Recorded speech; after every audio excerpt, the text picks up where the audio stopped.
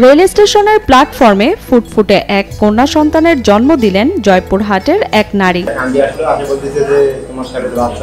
প্রসব বেদনা নিয়ে স্বামীর বাড়ি থেকে মায়ের সাথে বাবার বাড়ি যাচ্ছিলেন বাবলি রানী। দিনাজপুরের বিরামপুরে যাওয়ার উদ্দেশ্যে জয়পুরহাট রেল স্টেশনের প্ল্যাটফর্মে একতা এক্সপ্রেস ট্রেনের অপেক্ষায় ছিলেন তিনি। হঠাৎ করে 6টার দিকে দেখে অনেক মহিলা হঠাৎ প্রসব ব্যথা বেড়ে যায় বাবলি রানীর।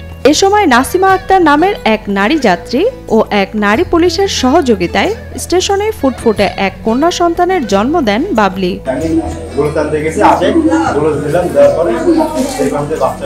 প্ল্যাটফর্মে অবস্থান করা কোনো এক গর্ভবতী নারীর প্রসব বেদনা উঠেছে খবর পেয়ে নারী পুলিশকে ডেকে সহায়তার ব্যবস্থা করে দেন Joypurhat railway station master Rezaul ইসলাম।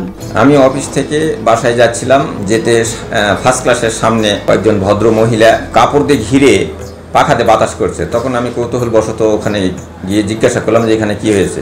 তারা বলল যে একজন ভদ্র মহিলার পেটে ব্যথা উঠছে, সন্তান প্রসব হবে। তো আমি তাড়াতাড়ি করে ফার্স্ট ক্লাসটা খুলে দিয়ে তাদেরকে ভিতরে ঢুকে দিলাম। একজন নার্সও ছিল।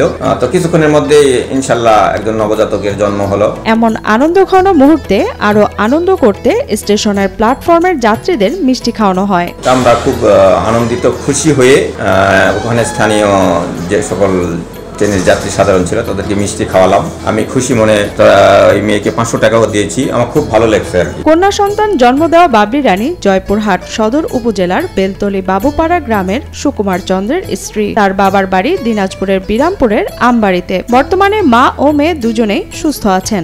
আমরা একতা ট্রেনে স্টেশন মাস্টার সহ আমার আরো জুরিদার ভাই ছিল, সুমন ভাই ছিলেন, সবাই মিলে আমরা একতা ট্রেনে যাতে ভালো সুস্থ যায় উঠাই দিলাম গাড়িতে।